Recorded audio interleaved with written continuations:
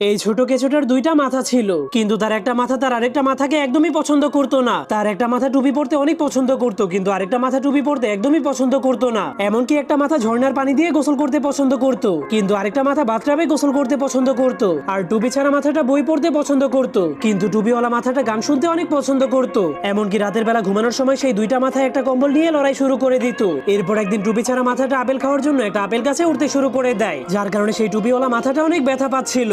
এরপর সে একটা আপেলের উপরে বসে বসে সেই আপেলটাকে গাছ থেকে পাড়ার জন্য কাটতে শুরু করে দেয়, কিন্তু তখনই টুপিওয়ালা মাথাটা তাকে টান মেরে গাছ থেকে নিচে ফেলে দেয়, যার কারণে হঠাৎ করে সেই আপেলটা টুপি ছাড়া মাথাটার উপরে পড়ে যায়। এজন্য সেই মাথাটা অজ্ঞান হয়ে যায়। কিন্তু তার জ্ঞান ফেরার পর সে দেখতে পায় তার আপেলটা সেই টুপিওয়ালা মাথাটা খেয়ে ফেলেছে। এজন্য সে অনেক রেগে তার মাথা টুপিটাকে চাবিয়ে নষ্ট করে ফেলে দেয়। এজন্য তাদের দুইজনের মধ্যে ভয়ঙ্কর একটা ঝগড়া শুরু হয়ে যায়। এরপর তারা একজন আরেকজনকে টানতে শুরু করে দিলে দুইজন দুইজন থেকে আলাদা হয়ে যায়, যা দেখার পর তারা দুইজনই অনেক খুশি হয়ে যায়, কারণ এখন তারা নিজেদের ইচ্ছা মতো যে কোনো কিছুই